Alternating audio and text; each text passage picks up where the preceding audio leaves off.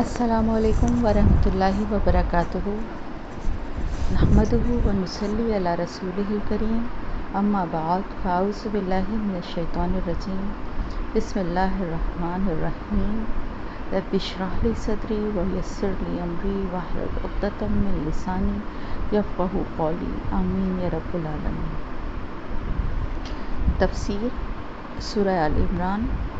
چوتھا سپارہ شروع ہو رہا ہے ہمارا الحمدللہ، اور چوتھے سپارے کے شروع ہوتے ہی پہلی آیت جو ہے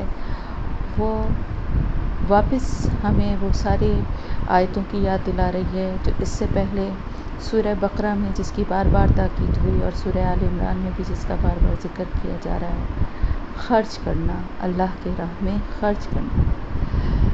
لن تنالوا البر، ہرگز نہیں تم پہنچ سکتے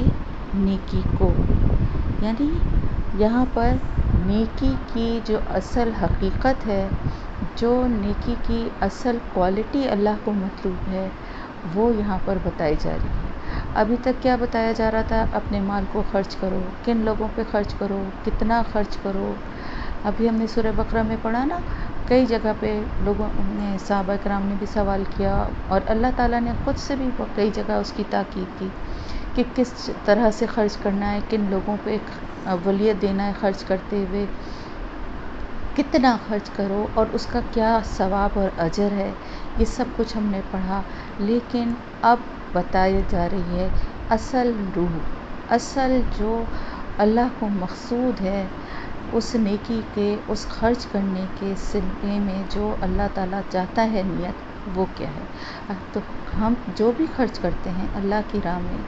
اللہ تعالیٰ اس کو قبول فرمائے اپنی رحمت سے، لیکن اس کے پیچھے ہماری کیا نیکی ہے اور ہماری نیت کیا ہے اور ہماری خواہش کیا ہے۔ خواہشات کو کچل کے، خواہشات کے اوپر قابو پا کے اللہ کی راہ میں خرچ کرنا اللہ کو مطلوب ہے۔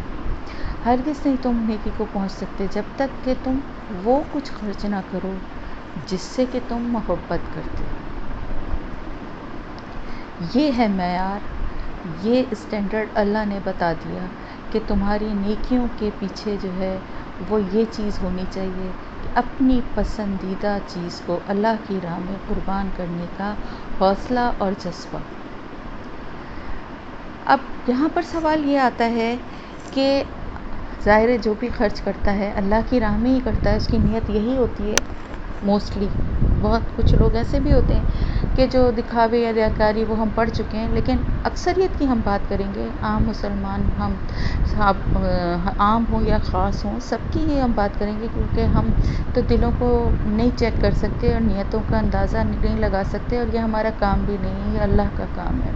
تو اصل جو چیکنگ ہوگی، جو اصل ہمارے اعمال کی جانچ پڑتال اور ہماری نیتوں کی جو پرکھ ہوگی نا، وہ اللہ تعالیٰ کے پاس ہوگی۔ تو ہمیں اسی کا خیال ہونا چاہیے اور اسی کو ذہن میں رکھنا چاہیے کہ اپنی پسندیدہ چیز کو اللہ کی راہ میں قربان کرنے کا حوصلہ ہونا چاہیے۔ دیکھیں، یہ مہینہ جو ابھی ہے ذی الحج کا، یہ مہینہ ہمیں کیا سبق دیتا ہے۔ ہم صرف گائے اور بکرے اور اونٹ اور دمبے اور سب کی قربانیاں کر کے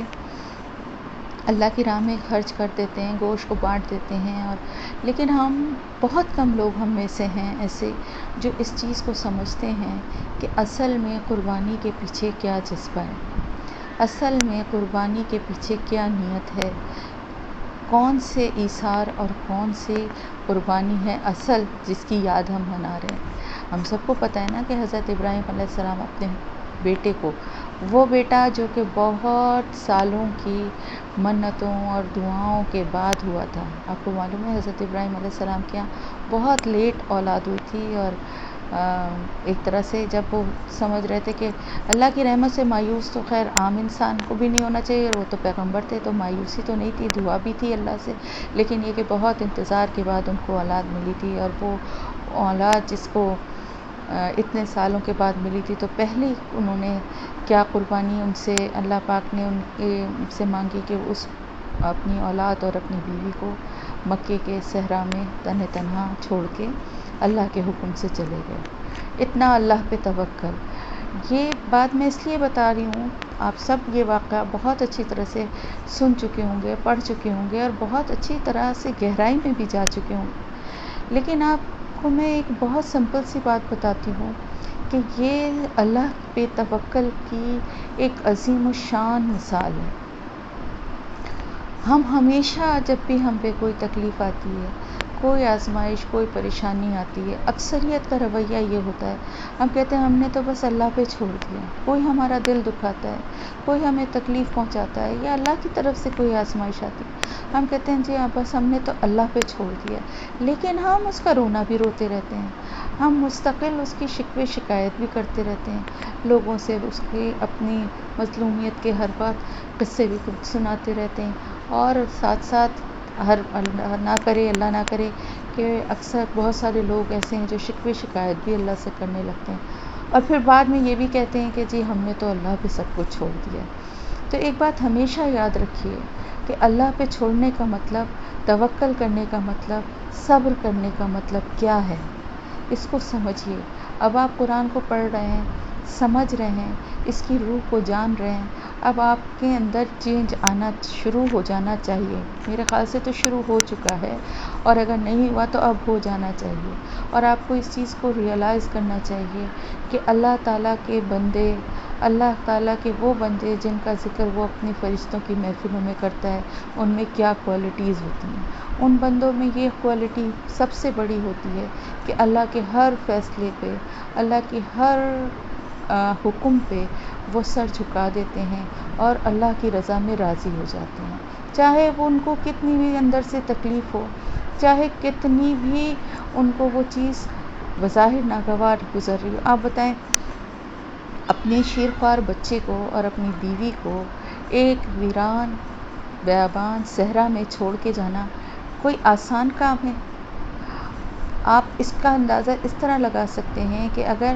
آج کل کے دور میں اگر ہم بازار میں شاپنگ کے لیے یا کسی کام سے کسی شاپنگ سینٹر میں چلے جائیں، اور جہاں پہ بہت رش ہو اور ہم اپنے ہسبینڈ یا اپنے بھائی یا اپنے بیٹے جس کے ساتھ بھی ہیں، ہم وہاں جا کے اندر چلے جائیں اور ہم جا کے کہیں کہ جی بس آپ لوگ باہر ویٹ کریں، ہم ہو کر آتے ہیں، اور وہاں جب آپ اپنے کام سے فارغ ہوں تو آپ کو پتہ چلے آپ کے پاس موبائل نہیں ہے، آپ موبائل لے جانا بھول گئے، اور جب آپ باہر نکل کے دیکھیں تو آپ کو کوئی نظر نہ آئے اپنے گھر والوں میں سے، تو کیسی پریشانی ہوتی ہے، کیا کیفیت ہوگی۔ یہ ایسی مثال ہے کہ جو اس کے آگے کچھ بھی نہیں ہے، لیکن آپ یہ سوچیں، اور اسی طرح ان مردوں کو کہ جن کو یہ پتہ چلے کہ بھئی ان کے پاس موبائل نہیں ہے، ان کی بیوی یا بیٹی یا بہن کے پاس موبائل نہیں ہے اور وہ اندر گئی ہے اور اب اتنی دیر ہو گئی ہے اور وہ باہر نہیں آئی ہے، اور وہ اندر جا کے دیکھیں ان کو نظر بھی نہ آئے اتنے رش میں کہیں، ان کی گھبراہٹ اور وحشت کا کیا حال ہوگا۔ تو یہ تو ایک سمپل سی مثال ہے جس کو کسی طرح بھی اس سے نہیں ہم ریلیٹ کر سکتے، لیکن آپ اس کا اندازہ لگائیں کہ صرف اللہ کے حکم پہ اتنا توکل تھا کہ وہ چھوڑ کے جانے لگے، اور جب وہ جانے لگے تو بی بی ہاجرہ ان کے پیچھے پیچھے آئیں اور کہا کہ آپ ہمیں یہاں چھوڑ کے کس لیے جا رہے ہیں، کس طرح سے جا رہے ہیں، مگر انہوں نے کوئی جواب نہیں۔ پھر انہوں نے کہا کیا یہ اللہ کا حکم ہے؟ انہوں نے کہا ہاں۔ تو جیسا عظیم پیغمبر تھا ویسی ہی عظیم اس کی بیوی تھی، جبھی تو اتنے عظیم ان کی اولاد اللہ نے ان کو بھی پیغمبر کا درجہ دیا، ان کی اولاد کو بھی دیا، کہ یہ سنتے کے ساتھ ہی وہ جا کر واپس جس جگہ بٹھایا تھا وہیں اپنے بیٹے کو لے کر بیٹھ گئی۔ تو یہ ہے اللہ پہ توکل۔ تو اللہ پہ جب توکل ہوتا ہے، اللہ سے جب محبت ہوتی ہے، تو اللہ کی راہ میں اپنی پیاری چیزوں کو دینے کا، قربان کرنے کا، خرچ کرنے کا خود بخود دل چاہنے لگتا ہے۔ جس سے ہمیں محبت ہوتی ہے اس کے لیے ہم کیا کچھ نہیں کرتے نا۔ ہم اپنے گھر کی مثال لیں، ہمیں اپنے بچوں سے محبت ہے تو جو بھی ہماری پسندیدہ چیزیں، خاص طور سے جن کی بیٹیاں ہیں، جیسے ہی بیٹیاں جب بڑی ہوتی ہیں تو مائیں اپنی جو پسندیدہ جیولری یا کپڑے یا جو چیزیں ہوتی ہیں وہ اپنی بچیوں کے حوالے کر دیتی ہیں، بے شک وہ اس کو بعد میں خراب کرتی ہیں، توڑتی ہیں، پھوڑتی ہیں، کہتی بھی ہیں کہ دیکھیں ہماری اتنا اچھا یہ سب خراب کر دیا ہماری، لیکن ان کو کوئی شکوہ یا کوئی تکلیف نہیں ہوتی کیونکہ انہیں محبت ہے۔ اسی طرح ہم اپنے بچوں سے محبت کرتے ہیں تو ہر چیز اچھی سے اچھی ہمارا دل چاہتا ہے، کھانا ہو چاہے کپڑا ہو، چاہے جو بھی ہو، ہمارا دل چاہتا ہے کہ ہم ان کے لیے کریں۔ اسی طرح اپنے شوہر سے محبت ہے، اپنی بیوی سے محبت ہے، اپنے ماں باپ سے محبت، اپنے بہن بھائیوں سے محبت ہے، تو ان کے لیے ہم اچھے سے اچھا کرتے ہیں نا۔ لیکن جب اللہ کی راہ میں دینے کا وقت آتا ہے تو وہ چیزیں جو کہ بیکار ہو گئی ہیں، وہ چیزیں جو کہ خراب ہو گئی ہیں، وہ چیزیں جو کہ ہمارے اب استعمال میں نہیں ہیں، ان کو خرچ کرنا، ان کو دینا، یہ رویہ صحیح نہیں ہے۔ ٹھیک ہے، بعض دفعہ ایسی چیزیں بھی ہوتی ہیں کہ جو اب آپ کے یوز میں نہیں رہی ہیں، اچھی کنڈیشن میں اچھی ہیں، آپ نے اس کو بھی اللہ کی راہ میں دے دیا، ٹھیک ہے، بہت اچھا کیا، لیکن ہمیشہ ایسا نہیں ہے۔ یہ یاد رکھیں کہ جتنا گڑ ڈالتے ہیں نا اتنا ہی میٹھا ہوتا ہے۔ جتنا اللہ کی محبت میں آگے بڑھیں گے، جتنا اللہ کی راہ میں خرچ کرنے والے بڑھیں گے، اتنا ہی زیادہ آپ کے دل میں اور زیادہ اللہ کی محبت بھی بڑھتی جائے گی، اور آپ کے دل سے ان چیزوں کی محبت نکلتی جائے گی۔ ایک وقت آتا ہے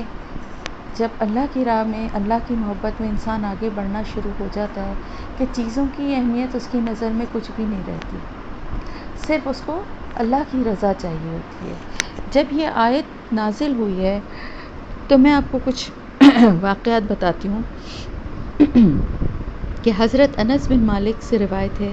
کہ تمام انصار میں حضرت ابو طلحہ رضی اللہ تعالیٰ عنہ سب سے زیادہ مالدار تھے، اور اپنے تمام مال اور جائیداد میں بیرہا نامی باغ کو، جو کہ مسجد نبوی صلی اللہ علیہ وسلم کے سامنے تھا، سب سے زیادہ پسند کرتے تھے۔ اچھا، کیوں پسند کرتے تھے؟ اس کی پسندیدگی کی وجہ یہ تھی کہ سب سے زیادہ پھل دینے والا وہ باغ تھا مدینے میں، اور اس کی دوسری خصوصیت یہ تھی کہ وہاں پر اس باغ میں میٹھے پانی کا کنواں بھی تھا۔ اب آپ دیکھیں نا، باغ کی سیرابی کے لیے میٹھے پانی کا کنواں بھی موجود ہے،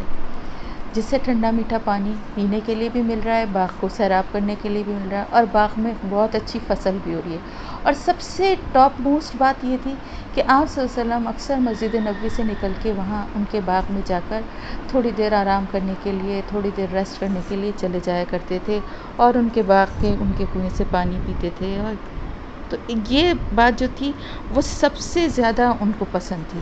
یعنی ایک تو یہ کہ ویسے ہی وہ باغ پورے مدینے میں سب سے زرخیز، پھر اس میں میٹھے پانی کا کنواں بھی، اور پھر اس میں آپ صلی اللہ علیہ وسلم کا آ کے ریسٹ کرنا اور وہاں ٹھہرنا، یہ تو بہت ہی بڑا اعزاز تھا نا۔ تو آپ اس سے یہ اندازہ لگائیں کہ اس باغ کی کیا قدر و قیمت ہوگی ان کی نظر میں۔ جب یہ آیت نازل ہوئی تو حضرت ابو طلحہ نے حاضر ہو کر آپ صلی اللہ علیہ وسلم سے عرض کیا کہ یا رسول اللہ صلی اللہ علیہ وآلہ وسلم، اللہ تعالیٰ نے جو اس آیت میں فرمایا ہے، تو میرا سب سے زیادہ عزیز مال یہی بیرہا ہے، یہی باغ ہے، یعنی لہٰذا میں اس کو اس امید میں کہ جو بھلائی اللہ کے پاس ہے وہاں میرے لیے جمع رہے گی، اللہ کی راہ میں اس کو صدقہ کرتا ہوں۔ اب آپ صلی اللہ علیہ وسلم کو اختیار ہے کہ جس طرح مناسب سمجھیں اس کو تقسیم کر دیں۔ آپ صلی اللہ علیہ وسلم بہت خوش ہوئے اور آپ نے فرمایا کہ واہ، یہ بہت ہی فائدہ مند مال ہے، اس سے لوگوں کو بہت فائدہ ہوگا۔ پھر فرمایا کہ میری رائے ہے کہ اس باغ کو اپنے رشتہ داروں میں تقسیم کر دو، یعنی اپنے رشتہ دار چچا زاد بھائیوں میں اس کو تقسیم کر دو۔ حضرت ابو طلحہ رضی اللہ تعالیٰ عنہ نے فرمایا بالکل صحیح آپ نے فرمایا ہے، اور اس کو اپنے چچا زاد بھائیوں میں تقسیم کر دیا۔ اب آپ یہ دیکھیے یہاں پر ہمیں کیا نظر آیا، کیا رویہ نظر آیا۔ آیت کو پڑھتے کے ساتھ ہی انہوں نے اپنا سب سے قیمتی اور سب سے زیادہ مفید فائدہ مند باغ آپ صلی اللہ علیہ وسلم کی نظر کیا۔ آپ صلی اللہ علیہ وسلم نے فرمایا اس کو اپنے رشتہ داروں میں تقسیم کر دو، اپنے چچا زاد بھائیوں کو دے دو۔ اب آپ دیکھیں، ایک چیز تو یہ ہوتی ہے کہ اللہ کے رسول کو دے دی، اس سے تو انسان مطمئن ہو جاتا ہے۔ آپ کو معلوم ہے کہ خاندان میں کتنی مقابلے بازی بعض جگہوں پہ تو بہت زیادہ ہوتی ہے، اور اگر جہاں پہ نہیں بھی ہوتی وہاں بھی اندر ہی اندر ایک وہ چلتا ہے، خاص طور سے جو چچا زاد بھائی بہنوں میں آپس میں ضرور ایک کمپٹیشن یا جیلسی اگر نہ بھی ہو تو ایک کمپٹیشن والی چیز ضرور ہوتی ہے۔ اور تیسری بات یہ ہے کہ آپ دیکھیں کہ اللہ کی راہ میں اللہ کے رسول کو صلی اللہ علیہ وسلم کو دینا چیز پھر بھی نسبتاً آسان ہے، اپنے خاندان کے لوگوں کو دینا، بعض دفعہ اپنے بہن بھائیوں کو بھی دینا بڑا مشکل لگتا ہے کہ ایک اتنا زرخیز اور اتنا قیمتی باغ میں کیسے کیوں دے دوں؟ میں نے تو اللہ کے رسول کو دیا ہے، وہ اپنے پاس رکھیں یا وہ جس کو چاہے وہ کریں، میرے چچا زاد بھائیوں کو کیوں دیا جائے؟ یہ سوال عام کوئی انسان ہو تو اس کے ذہن میں یہ باتیں آئیں، لیکن انہوں نے جب دے دیا تو اللہ کی راہ میں دے دیا، اللہ کے رسول کے حوالے کر دیا۔ اب جو کچھ اللہ کے رسول نے کہا انہوں نے اسی طرح سے اس کو اپنے چچا زاد بھائیوں کو دے دیا، پلٹ کے نام بھی نہیں لیا، سوچ اس کے بعد دوبارہ اس کا ذکر بھی نہیں کیا۔ یہ ہے اپنی پسندیدہ چیز اللہ کی راہ میں خرچ کرنا۔ اسی طرح سے یہ بخاری اور مسلم کی حدیث ہے۔ اسی طرح سے ایک دفعہ حضرت عمر بھی آپ صلی اللہ علیہ وسلم کی خدمت میں حاضر ہوئے اور عرض کیا کہ یا رسول اللہ صلی اللہ علیہ وسلم، میرا سب سے زیادہ عزیز اور بہتر مال وہ ہے جو خیبر میں میری زمین کا ایک حصہ ہے، میں اس کو اللہ کی راہ میں صدقہ کرنا چاہتا ہوں۔ فرمائیے کیا کروں؟ آپ صلی اللہ علیہ وسلم نے فرمایا اصل زمین کو اپنے قبضے میں رکھو اور اس کی پیداوار پھل وغیرہ اللہ کی راہ میں وقف کر دو۔ اب آپ دیکھیں یہاں پر ایک دوسری کنڈیشن، یعنی وہ باغ کی میں آپ جو زمین ان کے پاس ہے اس پہ آپ محنت بھی کریں اور ٹائم بھی لگائیں اور اس سے جو پھل اور پیداوار ہو اس کو اللہ کی راہ میں خرچ کر دیں ہر سال۔ یہ بھی ایک بہت بڑی، اگر دیکھا جائے تو قربانی ہے کہ اپنی پسندیدہ چیز کو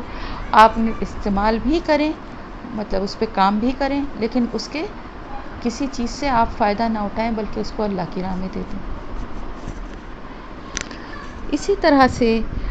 حضرت عبداللہ بن عمر فرماتے تھے کہ جب میں نے تلاوت کی اور اس آیت پر پہنچا تو میں اپنے تمام مال و جائیداد کو تصور میں لایا، لیکن مجھے اپنی رومی کنیز، ایک کنیز تھی ان کی، جس سے زیادہ کوئی محبوب چیز نظر نہ آئی، لہٰذا میں نے اس کو اللہ کی راہ میں آزاد کر دیا۔ میرے دل میں اس کی اتنی محبت ہے کہ اگر میں اللہ کی راہ میں دی ہوئی کسی چیز کو واپس دے سکتا تو اس کنیز سے تو ضرور نکاح کر لیتا۔ یعنی دیکھیں کہ یہ صرف چیزوں کی حد تک نہیں تھی، بلکہ جہاں پر دل کے معاملات تھے، جہاں محبت کا معاملہ تھا، وہاں پر بھی اللہ کی راہ میں، کہ ظاہر ایک کنیز تھی اس کو آزاد کرنا تو اس کے لیے تو بہت بڑا وہ تھا نا انعام۔ اللہ کی راہ میں اگر کنیز غلام ہو اور کنیزوں کو آزاد کرنے کا بڑا ثواب اور اجر ہے، تو انہوں نے اس کو آزاد کر دیا۔ اسی طرح سے عبداللہ بن عمر کا بھی واقعہ ہے کہ وہ کیا کرتے تھے،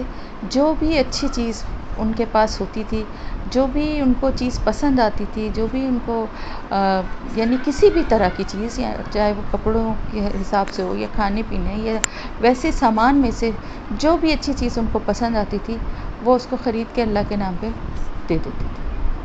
اور کہتے تھے کہ یہ میں نے محفوظ کر لیا۔ اب دیکھیں یہ صرف سوچ کا فرق ہے۔ ہم کیا سمجھتے ہیں کہ ہم مال و اسباب جمع کر رہے ہیں اپنے پاس، ہم سامان گھر کا، ہم برتن چیزیں سب جمع کر رہے ہیں، یہ سب ہمارے پاس جمع ہے، جبکہ اصل جمع چیز کہاں ہوتی ہے؟ جو ہم نے اللہ کے راہ میں خرچ کر دی وہ اصل جمع ہو گئی، اور جو یہاں پر ہے وہ تو یا تو استعمال ہوگی یا وہ ایسے ہی پڑی رہے گی اور ہمارے جانے کے بعد دوسرے لوگ اس کو استعمال کریں گے، تو وہ ہمارے لیے کوئی فائدہ مند نہیں ہوگی۔ حضرت عائشہ رضی اللہ تعالیٰ عنہ کا واقعہ ہے، یا شاید میں پہلے بھی آپ کو سنا کہ ایک بکری کسی نے ان کو بھیجی تحفتاً، ہدیے میں، تو انہوں نے اس کو ظاہر ہے اس کو ذبح کروا کے اور اس کا گوشت اپنی کنیز سے کہا کہ اس کو تقسیم کر دو لوگوں میں، یعنی انہوں نے کچھ گھنٹوں میں ہی وہ سارا تقسیم کر کے، جب شام کا پکانے کا اور کھانے کا وقت آیا تو انہوں نے اپنی کنیز سے پوچھا کہ بھائی تم نے کیا اس میں سے کیا خرچ کیا اور کیا بچا؟ تو اس نے کہا کہ پوری بکری جو ہے وہ میں نے اللہ کی راہ میں سب کو، مطلب جس کو ضرورت مندوں کو میں نے دے دی، صرف ایک ران میں نے رکھی ہے جو کہ ہمارے لیے۔ تو انہوں نے کہا کہ یہ جو ران تم نے رکھی ہے نا، یہی تو ہم نے اصل ہم خرچ کر رہے ہیں، اور جو تم نے خرچ کر دیا ہے نا وہی تو ہم نے بچا لیا۔ تو یہ سوچ کی جو ایک چھوٹی سی بات ہے نا، یہ شیطان ہمیں سمجھنے نہیں دیتا، اور مال کی اور دنیا کی چیزوں کی محبت ہمارے دل میں بڑھا چڑھا کے ڈال دیتا ہے۔ آپ دیکھیں حضرت ابو بکر صدیق رضی اللہ تعالیٰ عنہ جب غزوہ تبوک کا موقع تھا تو اپنے گھر کا پورا اسباب لے کر آ گئے تھے، حالانکہ حضرت عمر رضی اللہ تعالیٰ عنہ، حضرت عثمان رضی اللہ تعالیٰ عنہ وہ بھی بہت زیادہ اللہ کی راہ میں دینے والے تھے. آدھا آدھا سامان اپنے یعنی آدھا اپنے گھر والوں کے لیے چھوڑا تھا اور آدھا لے آئے تھے. اور حضرت ابوبکر صدیق رضی اللہ تعالیٰ عنہ پورا سامان لے آئے تھے. اور جب ان سے پوچھا آپ صلی اللہ علیہ وسلم نے کہ کیا چھوڑ کر آئے، تو انہوں نے کہا اللہ اور اس کا رسول کافی. تو بات وہی آ جاتی ہے. حالانکہ یہ ضروری نہیں کہ پورا گھر کا ساز و سامان ہی انسان دے دے، لیکن اگر ضرورت پڑے اللہ کی راہ میں، اللہ کے کاموں میں، اللہ کی کسی ایسی ضرورت کا وقت آ جائے کہ جس وقت اللہ کے کاموں میں یا جہاد میں یا کسی ایسی چیز میں ضرورت پڑے، تو اپنے گھر کا تمام اسباب بھی دے دے انسان. بات یہ ہے کیونکہ یہاں پر کیا آ رہا ہے اس آیت میں، وَمَا تُنْفِقُوا مِنْ شَيْءٍ فَإِنَّ اللَّهَ بِهِ عَلِيمٌ. من شَيْءٍ چیزوں میں سے، من آپ کو پتہ ہے نا، من کا مطلب بعض بھی ہوتا ہے، من کا مطلب سے بھی ہوتا ہے، من کا مطلب کچھ بھی ہوتا ہے. یعنی کچھ بھی چیزوں میں سے جو کچھ بھی تم خرچ کرو گے وہ اللہ تعالیٰ اس کو جانتا ہے. تو یہ بات اس کیوں کہی اللہ نے آگے، یعنی پہلی آیت کے پہلے حصے میں کہا ہرگز نہیں تم نیکی کو پہنچ سکتے جب تک کہ تم وہ کچھ خرچ نہ کرو جس سے کہ تم محبت رکھتے ہو. اب فوراً ذہن میں یہ خیال آیا نا کہ کتنا، کیا ہر چیز جس سے محبت رکھتے ہیں ہر چیز خرچ کر دیں؟ اللہ پاک نے فرمایا جو کچھ بھی تم خرچ کرو گے اللہ اس کو جانتا ہے. بات ختم. اب یہ اپنے دل کے اوپر ہے اور اپنے اللہ سے تعلق اور محبت کے اوپر ہے کہ آپ کو کتنی چیزوں سے محبت ہے اور آپ کتنا اللہ کی راہ میں خرچ کرنا چاہتے ہیں اور کر سکتے ہیں. تو یہ بڑی سمپل سی ایک بات ہے کہ جو کچھ بھی اچھے سے اچھا ہے نا، وہ ایک دفعہ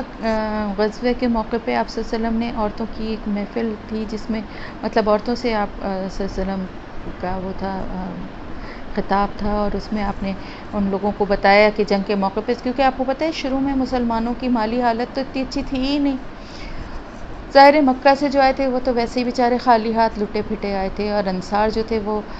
ان کو بہت حد تک انہوں نے سہارا اور سپورٹ تو کیا تھا، لیکن وہ بھی اتنے اچھا پھر حالات میں نہیں رہے تھے. اور جب جنگ ہوتی ہے آپ کو پتہ ہے تو بہت سامان اور ساز و سامان کی ضرورت ہوتی ہے، جنگی سامان کی ضرورت ہوتی ہے، گھوڑوں کی ضرورت ہوتی ہے، اسلحے کی ضرورت ہوتی ہے. تو یہ سارا کچھ سامان لینے کے لیے ظاہر پیسے چاہیے. تو جب آپ صلی اللہ علیہ وسلم نے ان عورتوں سے کہ اس سے مجلس میں ان سے یہ خطاب کیا تھا اور کہا تھا کہ اس وقت ضرورت ہے، تو ان عورتوں نے جو کچھ وہ پہنے تھیں اپنا زیور، دیکھیں عورت جو ہے نا اس کے لیے سب سے زیادہ محبوب چیز کیا ہے؟ اپنے گھر والوں کے بعد اس کے لیے سب سے عزیز چیز جو ہے وہ زیور ہے، سونا، جیولری. یہ فطرت ہے. تو انہوں نے جو کچھ ہاتھوں میں پہنی ہوئی تھیں، گلوں میں پہنی ہوئی تھیں، وہ سب اتار کے وہ تک دے دیا اسی وقت فوراً ایٹ دا سیم اسپاٹ. یہ نہیں کہ میں ابھی گھر جاؤں گی، میں میاں سے پوچھوں گی، میں سوچوں گی، میں مشورہ کروں گی، اس کے بعد میں دوں گی، نہیں.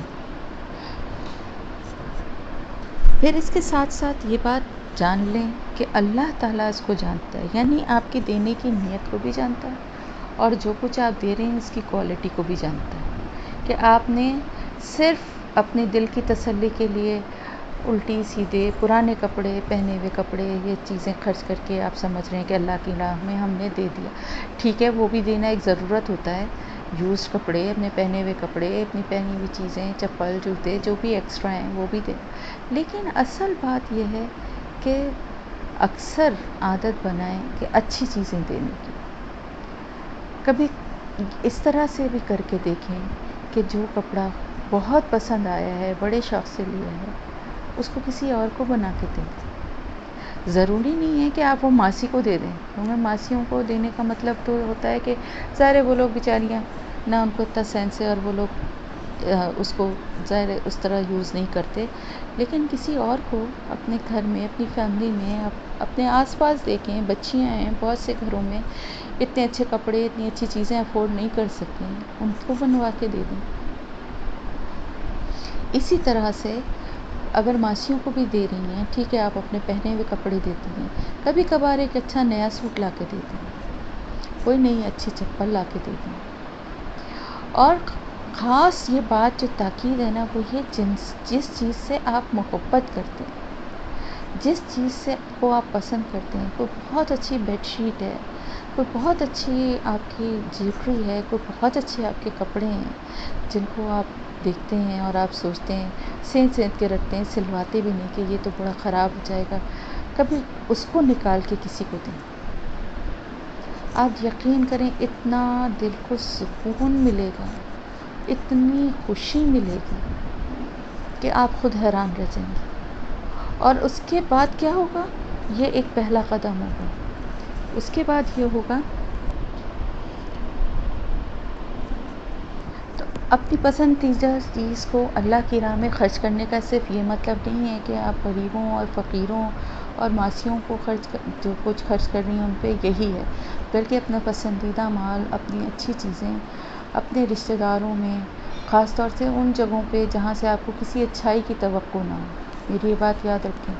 جہاں سے آپ کو بدلے میں کسی اچھائی کی توقع نہ ہو، جہاں سے کوئی بہت اچھا سلوک آپ کو نہ ملتا ہو لیکن وہ لوگ ضرورت مند ہوں، وہاں پہ خرچ کریے. اور جو پسند ہے چیزیں اس کو خرچ کریے. تو اللہ تعالیٰ نے نیکی کا معیار بتا دیا کہ اصل نیکی جو ہے وہ یہی ہے کہ وہ مال جو کہ آپ کو محبوب ہے اس کو اللہ کی راہ میں خرچ کریں، اور ایسی جگہ خرچ کریں کہ جہاں کرنے کے بعد آپ کو پلٹ کے کسی نیکی کا آپ کو پتہ ہے کہ وہاں سے آپ کو کوئی اس کا اچھا صلہ نہیں ملے گا، تو اور بھی اچھی بات ہے. یا آپ خاموش رہ کے پوشیدہ طور پہ کریں کہ کوئی آپ کو اس کے لیے سراہے بھی نہیں، یعنی ریٹرن تو دور کی بات ہے. پھر اس کے بعد جو دل کو سکون ملے گا نا، وہ آپ خود اس کا ایکسپیرینس کریے گا. کل الطعام کان حلا لبنی اسرائیل، تمام کھانے جو تھے وہ حلال تھے بنی اسرائیل کے لیے. الا ما حرم اسرائیل، سوائے اس کے جو کہ اسرائیل یعنی حضرت یعقوب علیہ السلام نے اپنے اوپر حرام کر لیے تھے.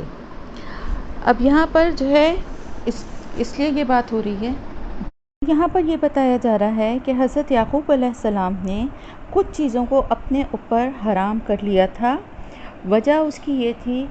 کہ کچھ ان کی ذاتی طبیعت کی کراہیت کی وجہ سے، یا اس کی طرف طبیعت مائل نہ ہو. بعض دفعہ ایسا ہوتا ہے نا کہ کچھ چیزیں حلال ہیں لیکن آپ کو نہیں اچھی لگتی تو آپ نہیں کھاتے، تو یہ آپ کی ذاتی پسند ناپسند ہے. اور اسی طرح کچھ ان کو بیماری ہو گئی تھی جس کی وجہ سے ان کے لیے کچھ چیزیں جو تھیں جیسے اونٹ کا دودھ یا گوشت جو تھا وہ انہوں نے کھانا چھوڑ دیا تھا. تو انہوں نے اپنے لیے اس کو حرام سے مطلب یہ ہے کہ اپنے لیے انہوں نے اس کو ترک کر دیا تھا. تو اس چیز کو بیس بنا کے وہ جو یہودی جو تھے، جو کہ وہاں پر اہل کتاب تو ظاہر یہودی ہی موجود تھے، تو وہ یہ اعتراض کرتے تھے کہ تم دعویٰ تو یہ کرتے ہو کہ تم بھی اسی طرح سے مسلمان ہو، اور ہم جس طرح سے ہمارے پاس جو پیغمبر آئے تھے اسی طرح سے تمہارے پاس جو پیغمبر آئے ہیں اسی سلسلے کی ایک کڑی ہیں، لیکن تم تو اس سے مختلف باتیں کرتے ہو، اور وہ چیزیں جو کہ حضرت یعقوب علیہ السلام نے اپنے اوپر حرام کر لی تھیں، یا بنی اسرائیل پہ جو چیزیں حرام ہیں تم تو اس چیز کو بھی حلال کرتے ہو. تو بات یہ ہے کہ آگے ہم اس کی تفصیل بھی پڑھیں گے جب انشاءاللہ تعالیٰ اگلے سپاروں میں ہم آئیں گے،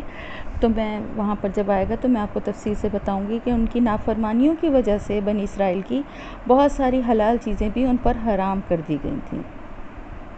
ٹھیک ہے، تو وہ چیزیں جو تھیں جو ان پر حرام تھیں وہ اللہ کی طرف سے ان کی سزا کے طور پہ تھیں، یا جو حضرت یعقوب علیہ السلام نے صرف اپنی ذات کے لیے حرام کی تھیں، تو اس کو بیس بنا کر یہ اس طرح کی باتیں کہتے تھے. تو اس کے جواب میں اللہ تعالیٰ فرما رہا ہے کہ تمام چیزیں جس طرح مسلمانوں کے لیے حلال ہیں اسی طرح بنی اسرائیل کے لیے بھی حلال تھیں. اور اس کا ثبوت کیا ہے؟ اس کا گواہ کس چیز کو اللہ نے بنایا؟ انہی کی کتاب کو. کہ اگر تم اس بات میں شک و شبہ ڈال کے اور غلط فہمی پیدا کرنا چاہتے ہو تو ہم قرآن کی بات نہیں کرتے، تم اپنی ہی کتاب لے کر آ جاؤ، تم تورات لے کر آ جاؤ اور پھر اس کو پڑھو اور تم بتاؤ اگر تم سچے ہو کہ کیا اس میں واقعی یہ چیزیں حرام ہیں. تو یہاں پر ایک بہت ہی پیارا اللہ تعالیٰ کا انداز ہے کہ جو کہ ہمیں بھی سیکھنا چاہیے کہ اگر کوئی اہل کتاب یا کوئی ہم سے کسی بات میں ایسے باتوں میں بحث کرے اور جس کے بارے میں ہمیں پتہ ہے کہ یہ چیز حرام ہے، جیسے شراب ہے یا سور ہے، یہ چیزیں، تو ان سے کہیں آپ اپنی کتاب لے کر آئیں کہ اس میں کہاں ہے کہ یہ چیزیں حلال ہیں، کہاں لکھا ہے؟ تو حلال اور حرام کا جو بھی معیار ہے نا، وہ شروع سے اور آج تک ایک ہی ہے۔ جو چیزیں نجس ہیں، ناپاک ہیں یا انسان کے لیے کسی طرح نقصان دہ ہیں،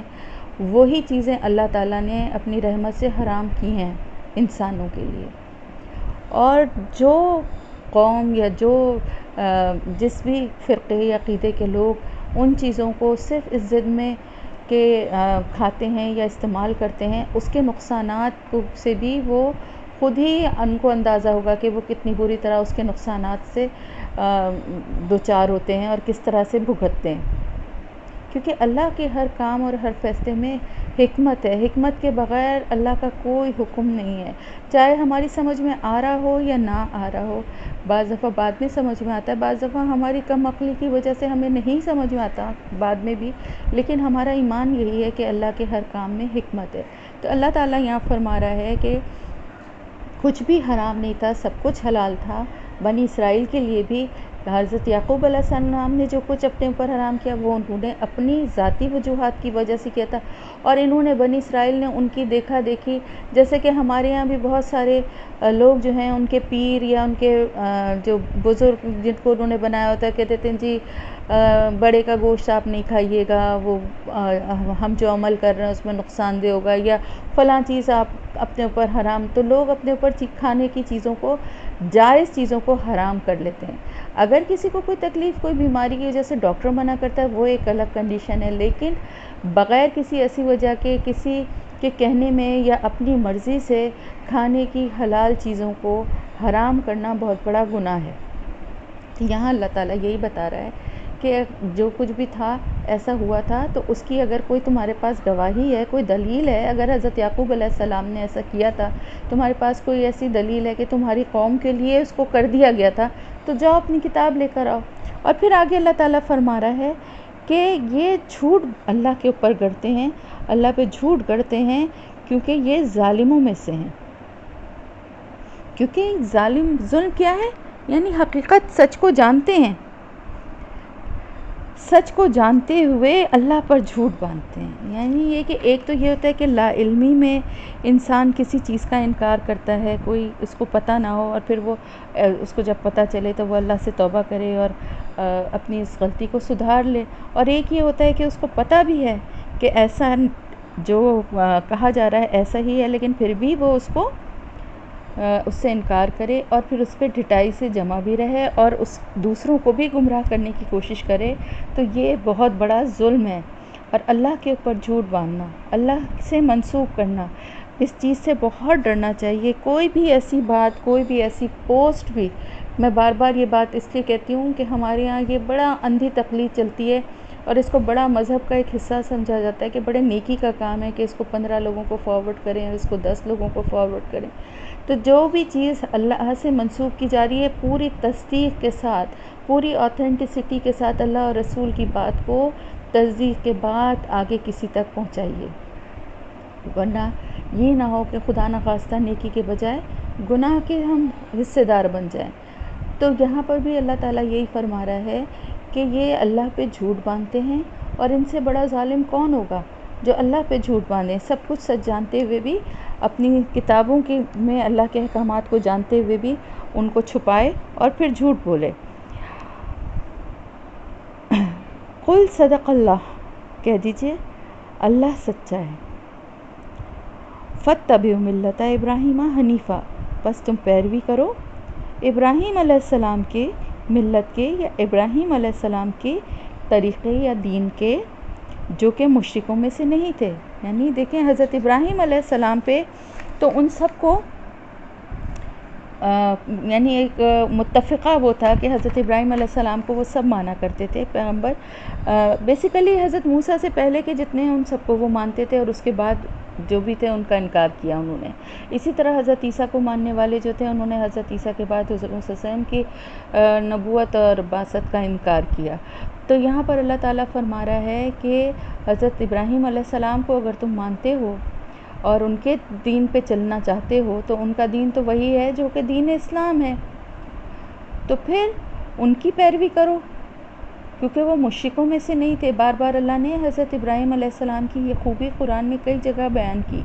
اور یہ بہت بڑی گواہی جو اللہ کی طرف سے اتنے پیارے الفاظ میں ان کے لیے کہے گئے ہیں کہ وہ مشرکوں میں سے نہیں تھے. اپنے نبی کے لیے اللہ نے کتنے پیار سے بار بار یہ ان کی کوالٹی بیان کی ہے.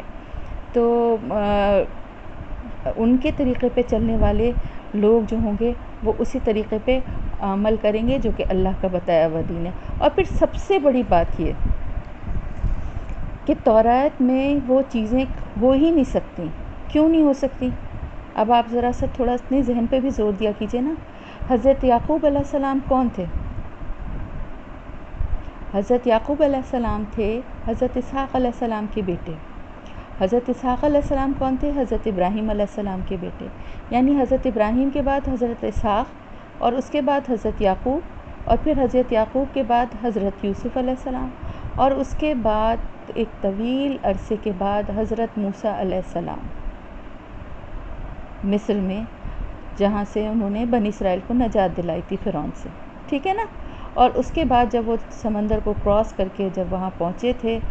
اور وہاں پر تورات ان کو جب وہ 40 دن کے لیے گئے تھے تو تورات جو ہے وہ تختیوں کی شکل میں اللہ کے احکامات ان کو دیے گئے تھے. تو اب آپ یہ بتائیں کہ حضرت یعقوب علیہ السلام کا وقت کب تھا؟ کتنا پہلے گزر گیا، اور اس کے بیچ میں کتنا کچھ آ گیا. تو جو کچھ حضرت یعقوب علیہ السلام نے اگر کیا بھی تھا اپنے اوپر حرام، تو وہ تورات کے مطابق کیسے ہو سکتا تھا؟ تورات تو اس کے بہت بعد میں آئی ہے، تو اس میں کیسے یہ احکامات ہو سکتے تھے؟ اور اتنے سال پہلے حضرت یعقوب علیہ السلام نے کیسے ان احکامات کی پیروی کر دی؟ یعنی یہ تو عقل سے بھی یہ بات ثابت نہیں ہو سکتی نا کہ ایک کتاب جو کہ آئی ہی اتنے عرصے کے بعد ہے، اور یہ منسوب کرتے تھے کہ حضرت یعقوب علیہ السلام اس لیے کرتے تھے کیونکہ تورات میں اس کا حکم دیا گیا، اور لوگ جو تھے وہ ظاہر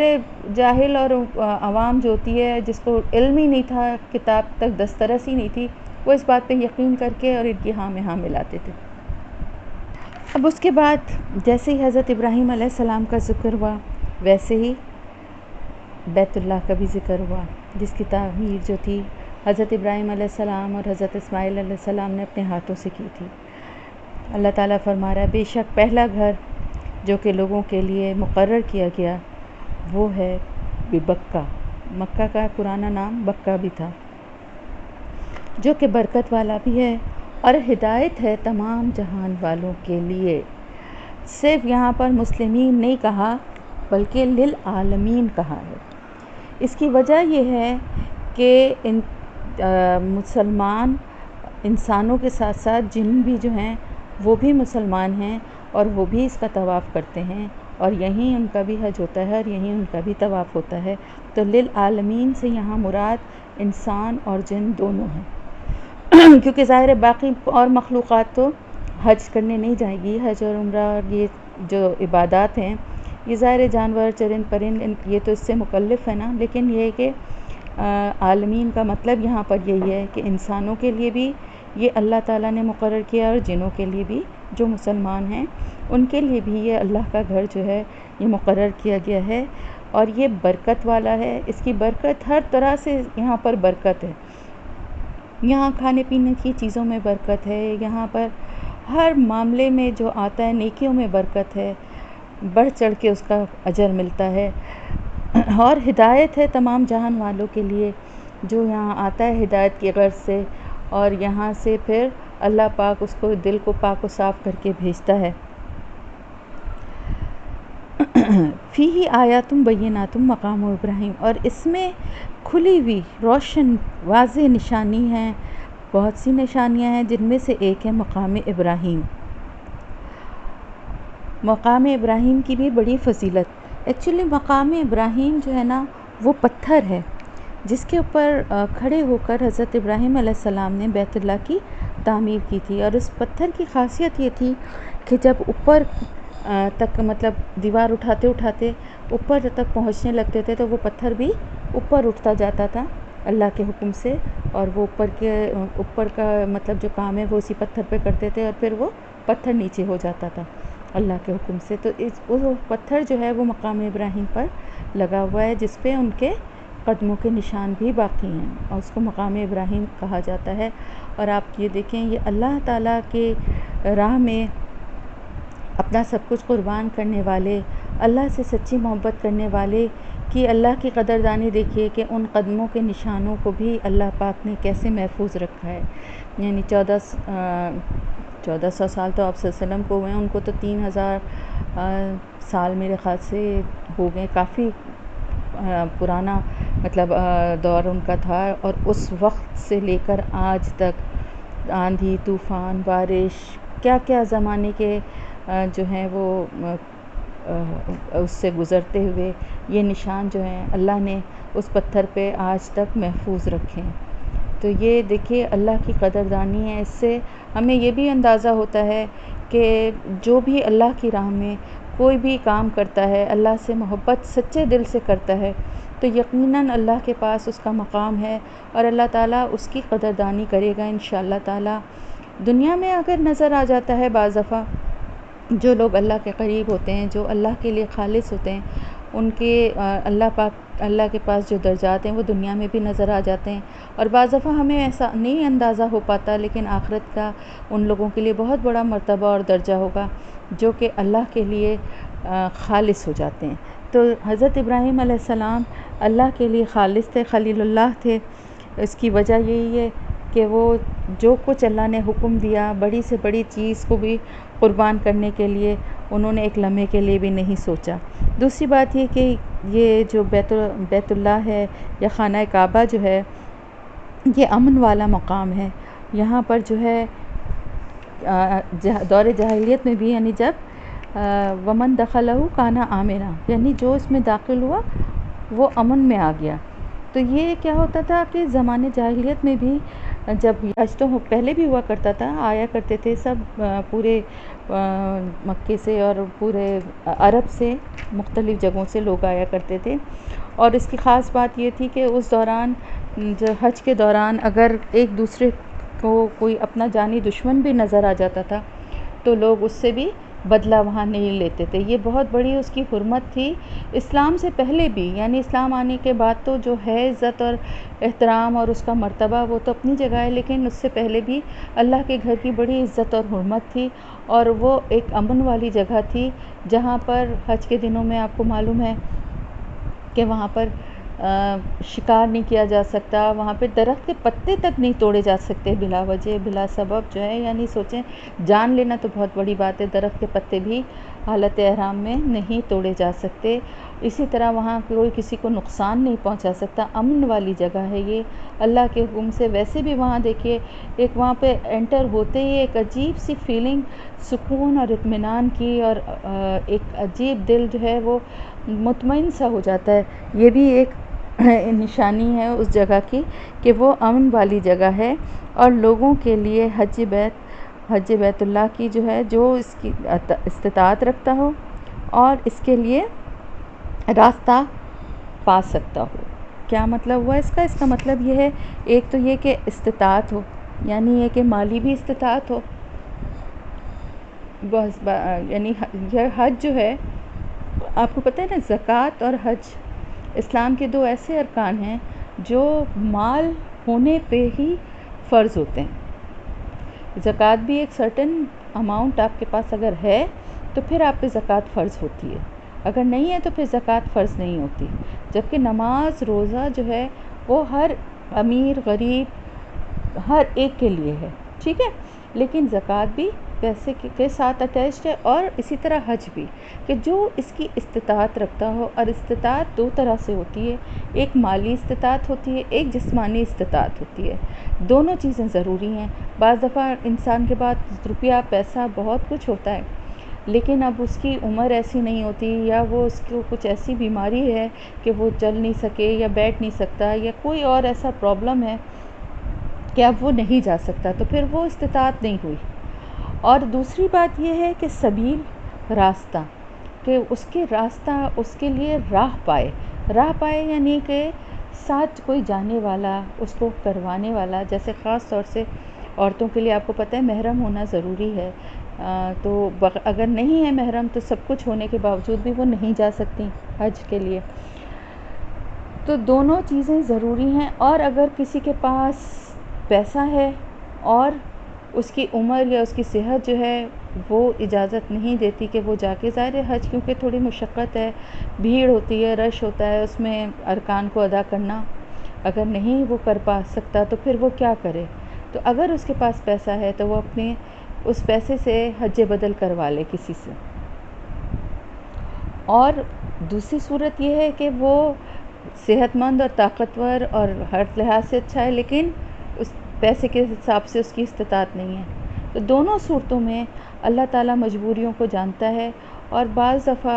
ایسے لوگ جو کہ استطاعت نہیں رکھتے، ایسے لوگ جو کہ خواہش رکھتے ہیں لیکن استطاعت نہیں رکھتے، ان کے دل کی تڑپ اتنی بڑھ جاتی ہے کہ اللہ پاک ان کو حاجیوں سے بھی زیادہ ثواب دیتا ہے۔ یہ اللہ کی رحمت اور اللہ کی قدرت ہے کہ اللہ دل کی کیفیت اور حالت کو جانتا ہے نا، نیتوں کو جانتا ہے۔ فمن کفر فإن اللہ غنی عن العالمین، لیکن جو انکار کرے، کفر کرے، تو بے شک اللہ تعالیٰ تو بے نیاز ہے جہان والوں سے۔ یہ کس کے لیے ہے؟ یہ اس کے لیے ہے کہ جو ہر طرح سے استطاعت رکھتا ہو، اس کے پاس راستے کا بھی خرچہ ہے، اس کے پاس صحت بھی ہے، اس کے پاس پیسہ بھی ہے، اور ہر طرح سے، سب طرح سے وہ حج کے قابل ہے، لیکن وہ اس کا انکار کرے۔ کون ہوگا بدبخت جو انکار کرے؟ آپ کو حیرت ہوگی کہ بہت سارے لوگ ایسے بھی ہیں جو پیسہ ہوتے ہوئے، صحت ہوتے ہوئے یہ باتیں کرتے ہیں کہ ابھی کیا، ابھی تو گناہ کر لیں، یہ مذاق سمجھا جاتا ہے۔ بڑھاپے میں حج تو بڑھاپے میں کریں گے تاکہ سارے گناہ معاف ہو جائیں، ابھی کر کے آ گئے تو پھر دوبارہ سے گناہ کرنے لگیں گے۔ یہ مذاق جو ہے نا، یہ بہت برا مذاق ہے۔ آپ کو پتہ ہے کہ انسان کی زندگی کا کوئی بھروسہ نہیں ہے،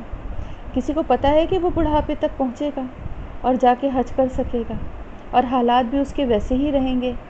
اس کے پاس مالی استطاعت بھی ہوگی، اس کے پاس صحت بھی ہوگی۔ یا بہت سارے لوگ یہ کہتے ہیں کہ ہم باقی سب کچھ تو کر رہے ہیں، حج دیکھیں گے، کر لیں گے، ابھی نہیں، ابھی فلانا مسئلہ ہے، ابھی یہ ہے، تو چلو یہ ایک ٹالنے والی بات ہے، لیکن بعض لوگ اس کا انکار بھی کرتے ہیں۔ کیا ضروری ہے؟ اس کے بجائے ہم کسی غریب کی مدد کر دیں، اس کے بجائے ہم کسی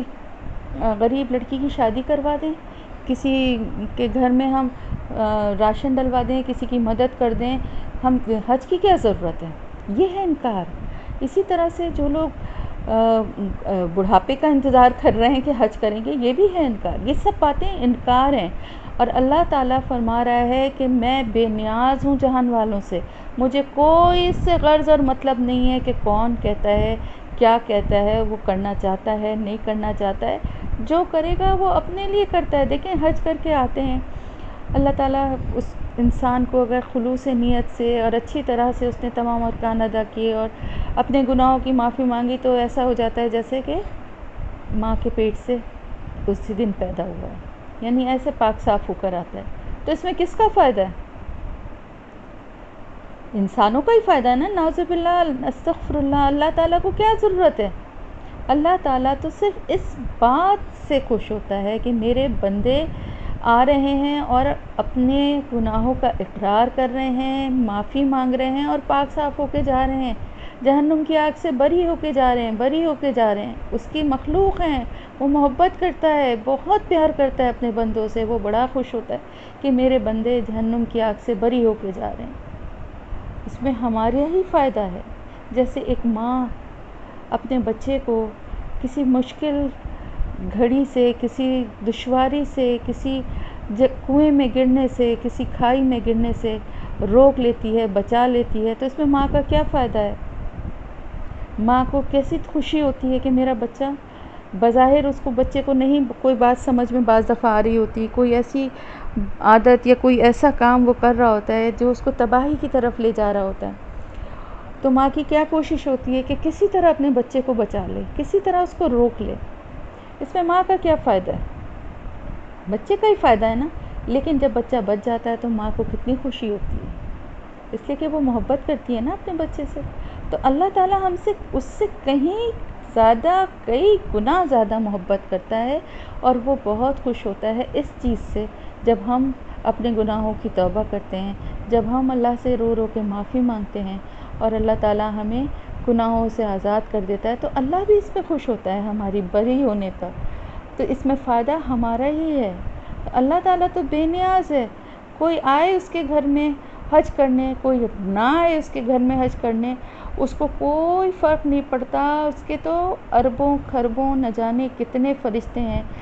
جو کہ اسی خانہ کعبہ کے اوپر جو بیت معمور ہے اس میں طواف کر رہے ہیں، اور جنہوں نے پہلی دفعہ کیا ہے آج تک ان کی باری نہیں آئی، قیامت تک ان کی باری نہیں آئے گی۔ آپ سوچیں کتنے فرشتے ہیں جو دن رات طواف کر رہے ہیں، جو دن رات تسبیح کر رہے ہیں، جو دن رات اللہ تعالیٰ کی تعریف بیان کر رہے ہیں۔ اس کو ہماری ان کی بھی عبادتوں کی ضرورت نہیں ہے، اس کو ہماری بھی عبادتوں کی ضرورت نہیں ہے۔ وہ تو ہے ہی تعریف کے قابل، وہ تو ہے ہی اتنی پاک ذات کہ وہ بے نیاز ہیں ان سب چیزوں سے۔ جو کرتا ہے وہ اپنے لیے کر رہا ہے، جو عبادت بھی کر رہا ہے، جو کام بھی کر رہا ہے، اس کا ثواب اس کو ہی ملتا ہے، اور پلس یہ کہ اللہ تعالیٰ اس سے راضی ہو جاتا ہے، یہ اس کو ایکسٹرا ایک بونس ملتا ہے۔ حضور صلی اللہ علیہ وسلم نے فرمایا کہ جو شخص کھانے پینے اور سواری پر قدرت رکھتا اور اس کے پاس اتنا مال بھی ہو کہ وہ حج کر سکے، پھر بھی وہ حج نہ کرے، تو پھر وہ چاہے یہودی مرے یا نصرانی مرے، یعنی اس کی موت یہودیت پر ہو یا نصرانیت پر ہو۔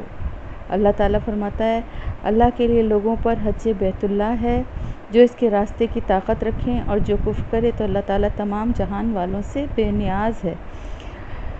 تو یعنی یہ کہ آپ دیکھیں کہ جو کرنے حج کی استطاعت رکھنے کے باوجود نہ کرے، تو پھر وہ انکار کرنے والا شخص چاہے یہودی مرے یا عیسائی مرے، یعنی وہ اسلام کے دائرے سے خارج ہو گیا۔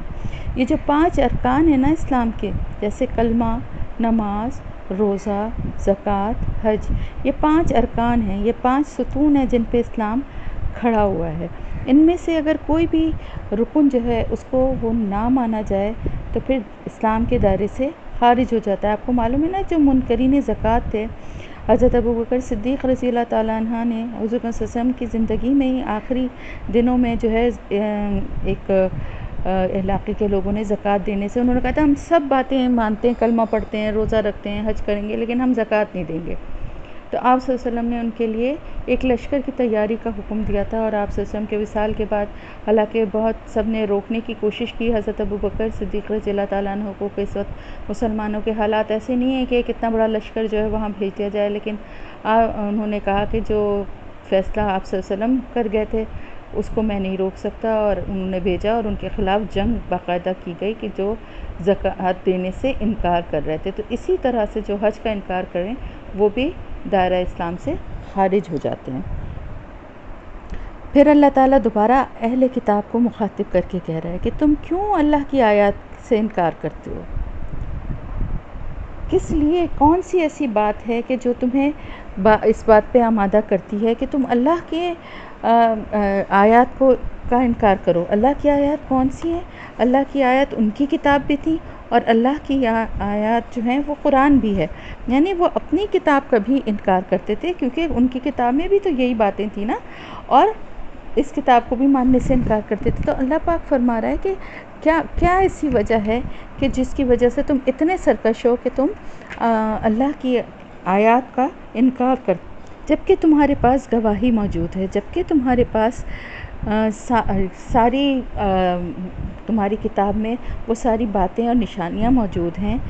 اس کے باوجود تم اتنے ضدی اور ہٹ دھرم ہو کہ لوگوں کو خود تو انکار کرتے ہی ہو، لوگوں کو بھی پورے یعنی ہر طرح سے وسوسے بھی ڈالتے ہو اور ان کو اسلام لانے سے روکتے ہو ہر طرح سے، کبھی شکوک و شبہات پیدا کر کے اور کبھی کسی اور طرح سے لالچ دے کے۔ تو اتنا سب کچھ موجود ہونے کے باوجود تمہیں ڈر نہیں لگتا اللہ سے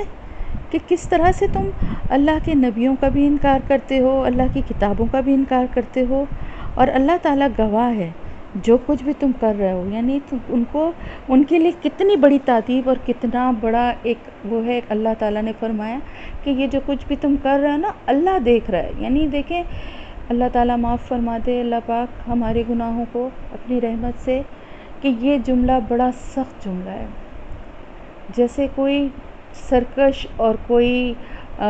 نافرمان انتہائی ہو اور اس کا کوئی یعنی چاہے وہ آپ کسی ادارے میں ہو یا کسی اسکول میں ہو یا کسی گھر میں بچہ ہو کوئی ایسا ہو، تو ایک انتہائی جب وہ والی کیفیت ہوتی نا کہ جب غصہ اور وہ حد سے بڑھ جائے تو ایک یہ جملہ اللہ تعالیٰ کا جو ہے نا اسی طرح کا منہ سے نکل جاتا ہے نا کہ اچھا میں دیکھ رہی ہوں میں تم جو کچھ کر رہے ہو. وہی بات اللہ پاک فرما رہا ہے. اور اللہ سے زیادہ دیکھنے والا کون ہے، اللہ سے زیادہ گواہ کون ہے بڑا. تو اللہ تعالیٰ فرما رہا ہے جو ہر زمانے میں موجود ہے، ہر دور میں دیکھتا ہوا آ رہا ہے ان لوگوں کی نافرمانیوں کو. تو اللہ تعالیٰ فرما رہا ہے کہ تم جو کچھ بھی کر رہے ہو نا، جو کچھ انکار کر رہے ہو، وہ سب اس کا گواہ میں ہوں. یعنی مجھے کسی کی ضرورت نہیں پڑے گی کہ میں کسی کو بلاؤں اور وہ بتائے کہ ہاں یہ ایسا کرتے تھے یا نہیں کرتے تھے. میں خود سب سے بڑا گواہ ہوں ان ساری باتوں کا. تو پھر تو تم کسی طرح سے بھی مکر نہیں سکو گے، کسی طرح بھی پلٹ نہیں سکو گے. کہہ دیجئے اے اہل کتاب، تم اللہ کے راستے سے لوگوں کو کیوں روکتے ہو کہ وہ ایمان لے آئیں، اور تم اس میں کجی یا اس میں ٹیڑھ تلاش کرتے ہو جبکہ تم خود گواہ ہو اللہ تعالیٰ تمہارے اعمال سے بے خبر نہیں ہے. یعنی یہ کہ اہل کتاب کو یہ بتایا جا رہا ہے کہ ایک طرف تو اللہ تعالیٰ نے یہ فرمایا کہ تم خود کفر کرتے ہو، پھر یہ کہ تم لوگوں کو بھی ایمان لانے سے روکتے ہو، اللہ کے راستے پہ کی طرف آنے سے ان میں کجی یا ٹیڑھ ڈھونڈتے ہو، جبکہ اللہ کی کتاب اللہ کے بات میں کہیں پر بھی کوئی کجی یا کوئی ٹیڑھ موجود ہے ہی نہیں، لیکن تم بناتے ہو. تم جھوٹی اپنی باتوں سے اس میں شکوک و شبہات پیدا کرتے ہو اور لوگوں کو گمراہ کرنے کی کوشش کرتے ہو. اور جبکہ تم جانتے ہو وانتم شہداء، تم خود گواہ ہو. یعنی تمہارے پاس تو کتاب موجود ہے نا، تو تم خود گواہ ہو اور تم اچھی طرح سے جانتے ہو، لیکن اس کے باوجود تم جو یہ کام کرتے ہو تو یہ جان لو کہ اللہ تعالیٰ کسی بات سے غافل نہیں ہے. اس کو سب کچھ پتہ ہے جو کچھ بھی تم کر رہے ہو، اور تمہاری ڈٹائی اور تمہاری سرکشی اور تمہاری نافرمانی وہ بخوبی جانتا ہے. یعنی یہ کہ ہر بات پہ ان کو اعتراض تھا نا. اللہ کی کتاب پہ وہ شکوک و شبہات ڈالتے تھے، اللہ کے رسول کے بارے میں کبھی کہتے تھے ہاں، کبھی کہتے تھے صبح ایمان لے آؤ شام کو انکار کر دو، لوگوں کو یہ سکھاتے تھے. کبھی آپ صلی اللہ علیہ وسلم کی کہیں بھی کسی بات کو توڑ موڑ کے بیان کرتے تھے. پھر اسی طرح یہاں تک کہ خانہ کعبہ کے اس پر بھی ان کو اعتراض تھا، جس کو اللہ تعالیٰ نے اس کے لیے بھی کہا کہ سب سے پہلا گھر جو مقرر کیا گیا، یعنی کہتے تھے نا بیت المقدس ہی پہلا وہ تھا تو آپ نے کیوں چینج کیا. یہ بھی ایک ان کا اعتراض تھا کہ اگر تم ہماری کہتے ہو کہ ہماری ہی طرح تم بھی مسلمان ہو، اور آپ جو حضور صلی اللہ علیہ وسلم ہے وہ ہمارے پیغمبر کی طرح ہی اللہ کا پیغام لے کر آئے، تو پھر تم نے خانہ کعبہ کو کیوں بنا لیا اپنا قبلہ جبکہ بیت المقدس تھا. تو اللہ تعالیٰ نے اس کی بھی وضاحت ابھی ہم نے ان لوگوں کو، حالانکہ ان کو پتہ ہے یہ ساری باتیں کئی دفعہ وہ کی جا چکی ہیں، اللہ تعالیٰ نے فرمائی ہیں، لیکن یہاں پر اللہ نے پھر ایک دفعہ بتایا کہ پہلا گھر جو کہ مقرر کیا گیا تھا وہ خانہ کعبہ ہی تھا. تو خانہ کعبہ تو شروع سے ہی ہے اللہ کا گھر، تو اس کو ہی جو ہے دوبارہ خانہ کعبہ کو ہی قبلہ بنانا کوئی نیا فیصلہ نہیں ہے، شروع سے ایسا ہی تھا. یہ تو بعد میں بیت المقدس کی جب تعمیر ہوئی اور ان لوگوں کو وہاں سے یہ خانہ کعبہ تک آنا، جب یہ بات میں پہلے آپ کو بتا چکی ہوں نا کہ آنا جانا اس زمانے میں بہت دشوار گزار راستے اور ہوتے تھے اور مشکل تھا، تو ان کے لیے اس کو قبلہ بنا دیا گیا تھا. لیکن خانہ کعبہ تو اللہ کا گھر ہمیشہ رہا، حج وہیں ہوتا تھا، بیت المقدس میں کبھی بھی حج نہیں ہوا.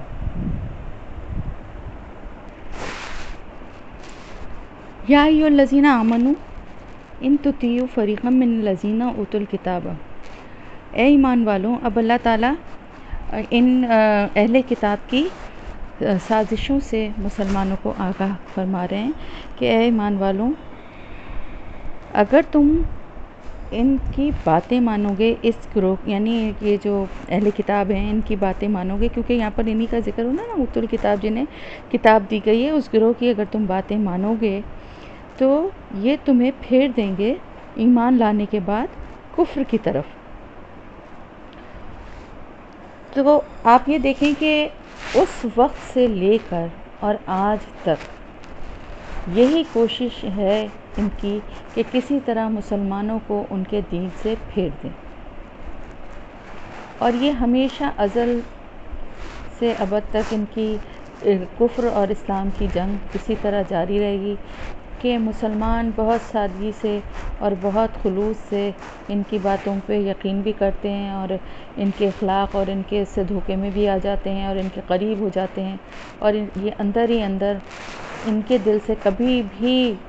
یہ بات نہیں نکلتی، اور یہ مسلمانوں کو ہمیشہ ہمیشہ اپنا دشمن ہی سمجھتے ہیں۔ اور یہاں قرآن میں اللہ تعالیٰ جگہ جگہ فرما رہا ہے کہ یہ کبھی بھی یہود و نصارہ تمہارے دوست نہیں ہو سکتے، بلکہ وہ تمام لوگ جو ایمان نہیں رکھتے وہ تمہارے دوست نہیں ہو سکتے جب تک کہ وہ ایمان نہ لائیں۔ تو ان سے معاملات کی حد تک دوستی، اگر آپ ان علاقوں میں رہ رہے ہیں، ملنا جلنا یہ سب رکھیں، لیکن دل سے کبھی بھی ان پہ ٹرسٹ نہ کریں اور ان کی ہر بات پہ آنکھ بند کر کے یقین نہ کریں، کیونکہ اللہ تعالیٰ فرما رہا ہے کہ جنہیں کتاب دی گئی ہے ان کی پوری کوشش ہوتی ہے کہ تمہیں بھی دین سے پھیر دیں، کیونکہ انہیں اپنا انجام تو نظر آ ہی رہا ہے کہ جو کچھ وہ کر رہے ہیں اور جو کچھ انہوں نے یعنی کتاب کو میں جو تحریف اور جو کچھ کی ہے، اس کے بعد ان کو اپنا وہی والی بات ہے نا کہ لومڑی کی اپنی دم کٹ جائے تو وہ چاہتی ہے سب کی کٹ جائے، تو وہ مسلمانوں کو بھی دین سے پھیرنا چاہتے ہیں، اور اس کے لیے وہ کچھ بھی کرتے ہیں، مختلف طریقے سے اعتماد حاصل کرنے کی کوشش کرتے ہیں، اس کے بعد گمراہ کرتے ہیں۔ تو اس دور میں جو اہل کتاب وہاں موجود تھے ان کا بھی یہی طریقہ کار تھا کہ دوستی اور باتوں باتوں میں ایک طرف ان کو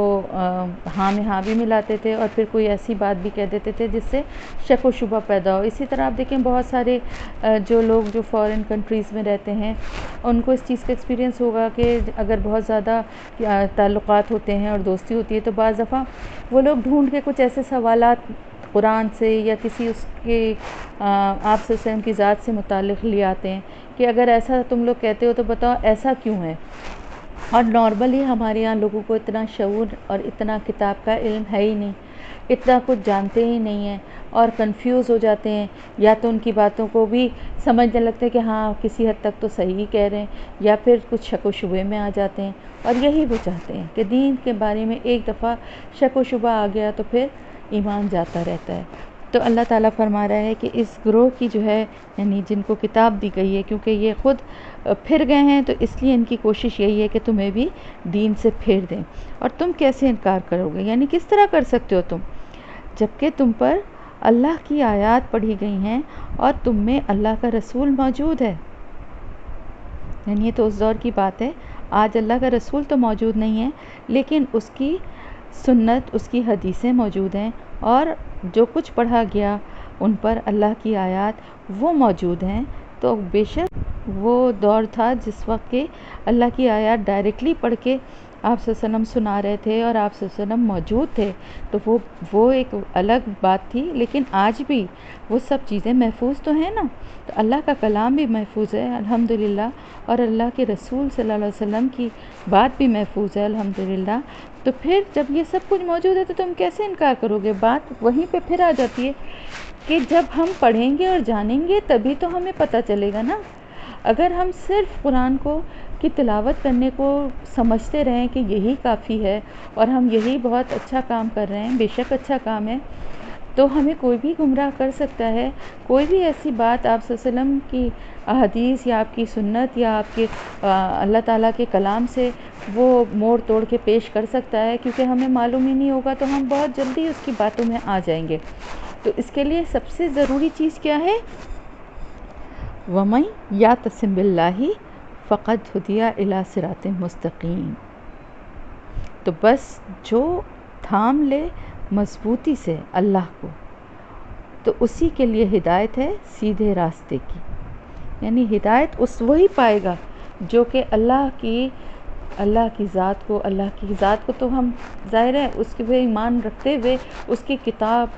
اور اس کے رسول نے جو کچھ بتایا ان چیزوں کو اگر ہم مضبوطی سے تھام لیں گے تو ہمیں کوئی گمراہ انشاءاللہ تعالیٰ نہیں کر سکے گا. اسی لیے میں جو بار بار آپ سب کو سمجھاتی ہوں نا کہ یہ لفظی ترجمے کے ساتھ ساتھ یہ تفسیر بھی بہت امپورٹنٹ ہے. آپ لوگ جو سمجھتے ہیں نا کہ اس میں اتنا ٹائم ہمارا ویسٹ ہوتا ہے، اتنے گھنٹے ہمیں بیٹھ کے سننا پڑتا ہے، تو یہ آپ کا ٹائم ویسٹ نہیں ہو رہا، یہ آپ کا ٹائم بہت کام آپ کے آ رہا ہے، کیونکہ آپ کو اللہ کی کتاب سے آگاہی ہو رہی ہے، آپ کو پتہ چل رہا ہے کہ اللہ نے کیا کیا کہا ہے اور کس موقع پہ کہا ہے اور اس کا کیا مفہوم تھا، اس کا کیا بیک گراؤنڈ تھا. تو جب یہ ساری باتیں آپ کو پتہ چل رہی ہیں تو آپ زیادہ بہتر طریقے سے دین پر عمل کرنے والے بھی بن سکتے ہیں، اور اگر کوئی آپ سے پوچھے تو اس کو جواب بھی دے سکتے ہیں مناسب طریقے سے. تو اللہ کے دین کو، اللہ کی کتاب کو، اللہ کے رسول کی بات کو مضبوطی سے پکڑنے والا سیدھے راستے پہ انشاءاللہ تعالیٰ چلنے والا ہے، اسی کو اللہ تعالیٰ ہدایت دے گا، سیدھے راستے پہ اسی کو چلائے گا. وہی جو ہم نے اہدنا الصراط المستقیم کہا ہے نا، تو وہ سیدھا راستہ کی ہدایت ہمیں جو ہے نا وہ اسی کتاب اور آپ صلی اللہ علیہ وسلم کی سنت سے ملے گی. تو ان دونوں چیزوں کو پڑھیں گے، سمجھیں گے، جانیں گے تو پھر عمل کریں گے اور کوئی ہمیں گمراہ نہیں کر سکے گا انشاءاللہ تعالی. یا ایھا الذین آمنوا، اے ایمان والوں، ڈرو اللہ سے جیسا کہ ڈرنا چاہیے اس سے، اور تمہیں موت نہ آئے یہاں تک کہ تم مسلمان ہو. وَاعْتَصِمُوا بِحَبْلِ اللَّهِ جَمِيعًا وَلَا تَفَرَّقُوا، اور اللہ کی رسی کو مضبوطی سے تھامو اور تفرقے میں نہ پڑو. اور یاد کرو اللہ کی نعمتوں کو جو اس نے تمہیں دیں جبکہ تم ایک دوسرے کے دشمن تھے. اس نے پھر کس طرح تمہارے درمیان محبت پیدا کی تمہارے دلوں میں، اور تم ایک دوسرے کے بھائی بن گئے. اور تم ایک ایسے گڑھے کے کنارے کھڑے ہوئے تھے جس میں آگ دہک رہی تھی، اور اللہ نے تم کو اس سے بچا لیا. اسی طرح بیان کرتا ہے اللہ تعالیٰ اپنی آیات کو تاکہ تم ہدایت پا سکو. بہت پیاری آیات، بہت پیارا مفہوم ہے کہ اے ایمان والو، ڈرو اللہ سے جیسا کہ اس سے ڈرنے کا حق ہے. یعنی سب سے پہلے تو یہ بات ہے کہ اللہ تعالیٰ سے ڈرنے کا حق ہے. کیا ہم وہ حق ادا کرتے ہیں؟ نہیں. کیوں؟ اس لیے کہ ہمیں اللہ سے ڈرنے کا حق تو یہ کہ ہر لمحے ہمیں یہ خوف ہونا چاہیے کہ اللہ ہمیں دیکھ رہا ہے. ہمیں ہر ایک کی پرواہ ہوتی ہے، ہم نے یہ کہا تو وہ کیا کہے گا، ہم نے ایسا کیا تو لوگ کیا کہیں گے، ہم نے یوں بات کی تو فلانا کیا کہے گا. لیکن ہم یہ نہیں سوچتے ایک لمحے کے لیے بھی کبھی کہ اللہ دیکھ رہا ہے، وہ کیا کہے گا. ہم لوگوں کو خوش کرنے کے لیے جھوٹ بھی بول دیتے ہیں، ہم لوگوں کو راضی کرنے کے لیے غلط رسم و رواج بھی اپنا لیتے ہیں، ہم لوگوں کی خوشی اور وقتی ان کی خوشی کے لیے ہم بہت بڑے بڑے کام کر کے جاتے ہیں. لیکن ہم ایک لمحے کے لیے بھی یہ نہیں سوچتے کہ کیا ہمارے اس عمل کو اللہ کے نزدیک کیا مقام حاصل ہے. کیا ہمیں یہ خوف ہوتا ہے کہ اللہ ہمیں دیکھ رہا ہے؟ حالانکہ ہمیں پتہ ہے کہ ہماری ایک ایک لمحے ایک ایک چیز پہ اللہ کی نظر ہے. لیکن کیا وہ خوف اس طرح کا ہے ہمارے دل میں؟ ہم تو بڑے بے خوف ہیں، ہم تو بڑے سے بڑا کام، بڑے سے بڑا گناہ، بڑی سے بڑی غلطیاں کر گزرتے ہیں، تو ایک لمحے پہ جھجکتے نہیں ہیں. صرف ہمیں ڈر اور خوف لوگوں کا ہوتا ہے کہ کوئی دیکھ نہ لے، کوئی ہم پہ اعتراض نہ کر دے، کوئی ہمیں برا نہ کہے، کوئی ہمیں غلط نہ سمجھے. لیکن اللہ ہمیں کیا سمجھ رہا ہے؟ اللہ کے نزدیک ہماری کیا حیثیت ہے؟ اللہ ہمارے لیے کس طرح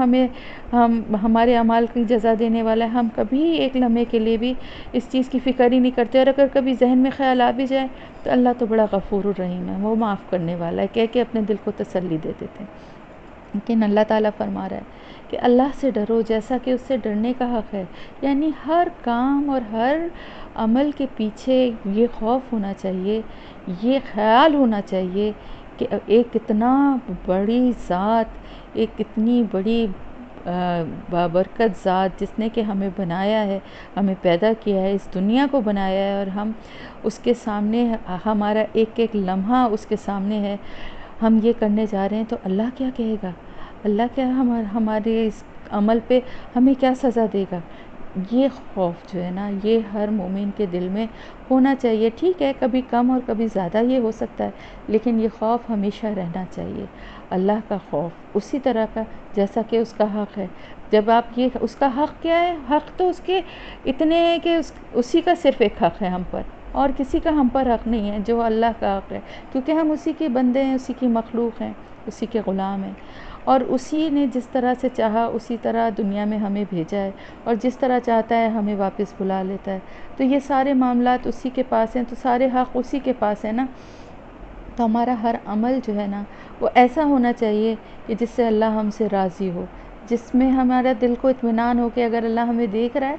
تو ہاں ٹھیک ہے، ہم اللہ کی رضا کے مطابق ہی کام کر رہے ہیں. یہ ایٹیٹیوڈ ایک مومن سے اللہ تعالیٰ چاہتا ہے. اور ہرگز ایسی حالت میں نہ مرنا کہ تم مسلمان نہ ہو، تم کافر ہو. یعنی موت آئے تو ایسی حالت میں آئے کہ ایمان کی حالت میں آئے، اللہ پہ یقین اور اللہ کے اوپر ایمان کے ساتھ اس دنیا سے جائیں، دنیا میں بھی ایمان کی حالت میں رہیں، اور آخری وقت میں بھی ایمان کے ساتھ ہی ہمارا خاتمہ ہو. یہ دعا بھی کرنی چاہیے. اور جب ظاہر ہے ہم دنیا میں رہتے ہوئے اس چیز کو اپنی عادت بنا لیں گے کہ اللہ کے خوف کے ساتھ ہر کام کو کریں گے، تو پھر انشاءاللہ تعالیٰ آخری وقت میں بھی اللہ پاک ہمیں ایمان والی موت ہی نصیب کرے گا. پھر آگے اللہ تعالیٰ فرما رہا ہے کہ اللہ کی رسی کو مضبوطی سے تھام لو اور آپس میں تفرقے میں نہ پڑو. اللہ کی رسی کیا ہے؟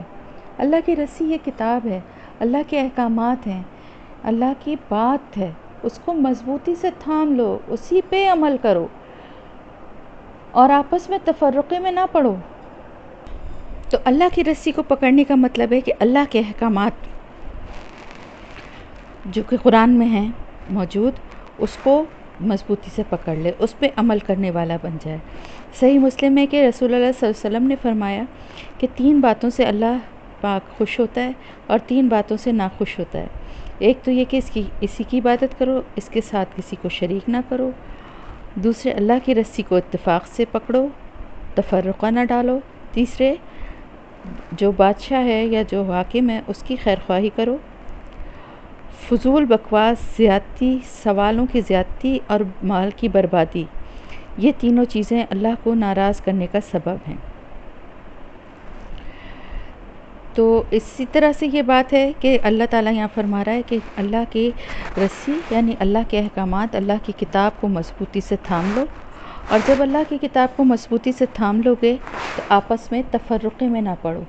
یعنی مختلف باتوں پہ اپنے گروہ نہ بناؤ. اسلام ایک دین ہے، مسلمان ایک قوم ہے، ایک امت ہے. بلا وجہ غیر ضروری تفرقے بازی سے، گروہ بندی، جس میں کہ ایک دوسرے کو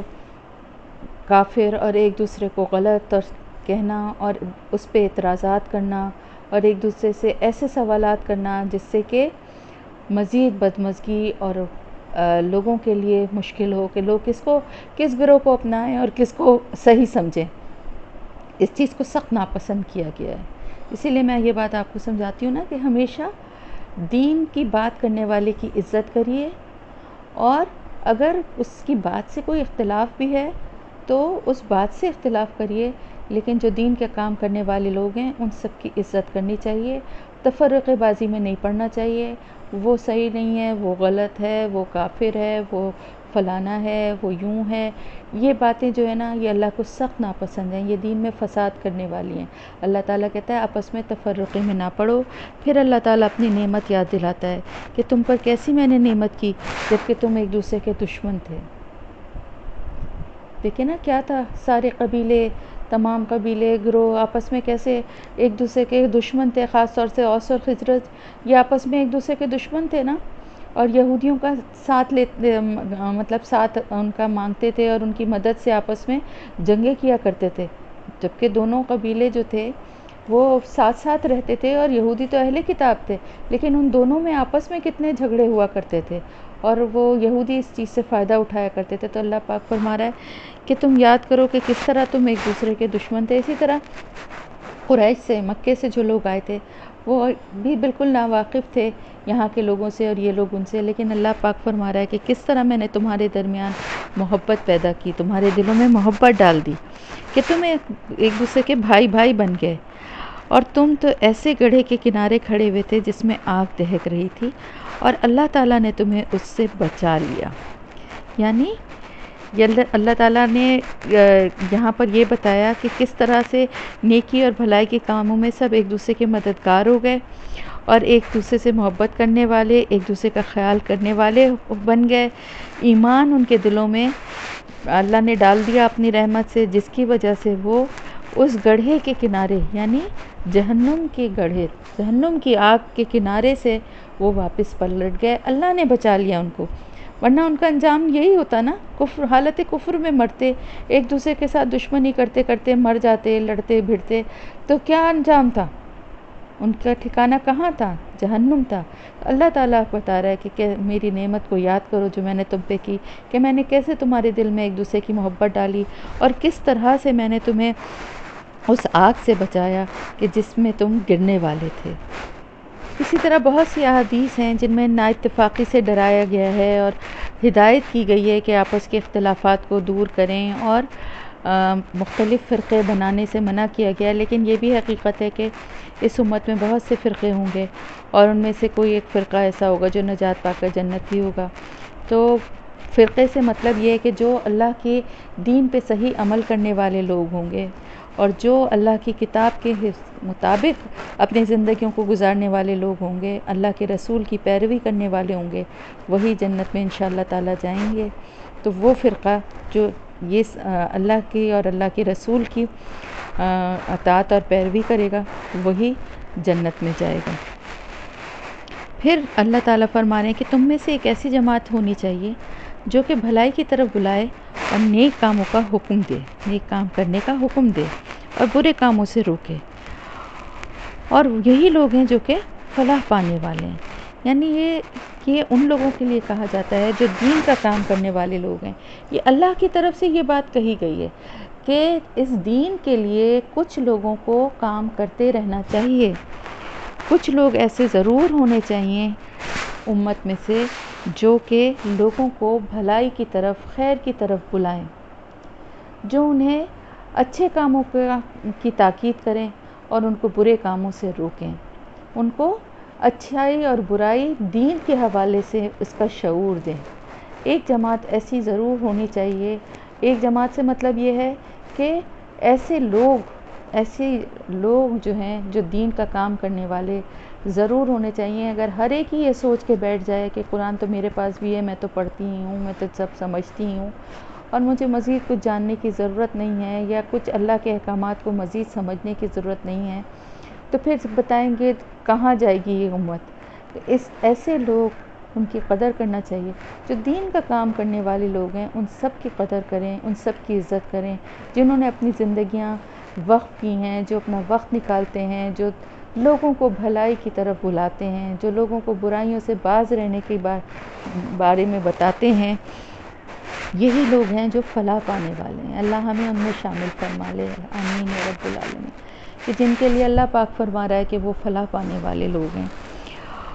اور تم ان لوگوں کی طرح نہ ہو جاؤ جنہوں نے تفرقے میں جو پڑے اور اختلاف کیا، اس کے بعد جبکہ ان کے پاس روشن نشانیاں آ گئیں، آیات آ گئیں.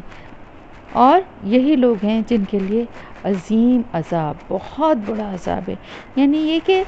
سب کچھ جانتے بوجھتے بھی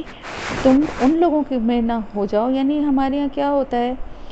کہ دین کا علم نہ ہونے کے باوجود بہت ساری باتیں، بہت ساری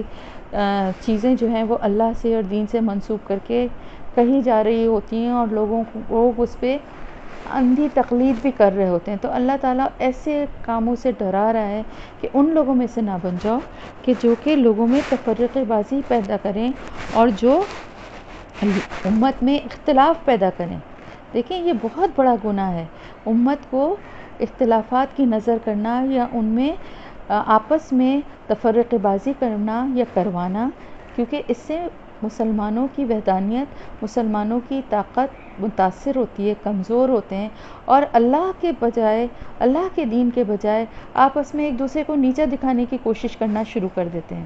تو پھر اللہ کی بات تو کہیں اور ہی چلی جاتی ہے، اور ایک دوسرے سے مقابلے بازی شروع ہو جاتی ہے، اور ایک دوسرے پہ حملے اور جملے بازی، اور ایک دوسرے کی باتوں کو پکڑ کے ان پہ اعتراضات شروع ہو جاتے ہیں۔ اس سے اللہ تعالیٰ منع فرما رہے ہیں کہ ایسے نہ کرنا، کیونکہ ان کے لیے بہت بڑا عذاب ہے، عذاب عظیم ہے۔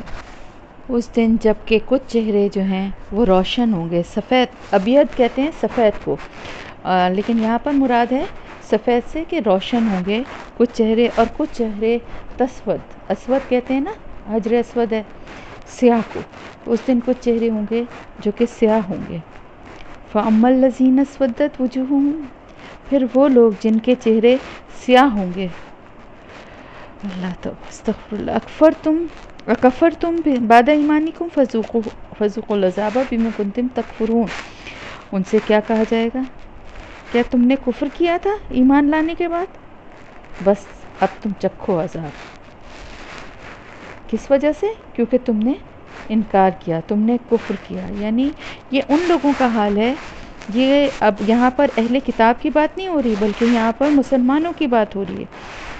کہ وہ لوگ جنہوں نے جان بوجھ کے مسلمانوں میں تفرقہ بازی کی، ان میں اختلافات پیدا کیے، نئی نئی باتیں نکالی دین میں، جس سے لوگوں کو گمراہ کیا، مشکوک باتیں کیں، ایسے آیتوں کو آدھا حصہ پڑھ کے اور اس کا کچھ مفہوم بتا کے اور لوگوں کو گمراہ کرنے کی کوشش کی، یا اللہ کی کتاب میں وہ چیزیں نہیں موجود، اللہ کے رسول صلی اللہ علیہ وسلم نے نہیں فرمایا، ان باتوں کو لوگوں کو بتا کے ان کو گمراہ کیا۔ سب سے بڑی بات کہ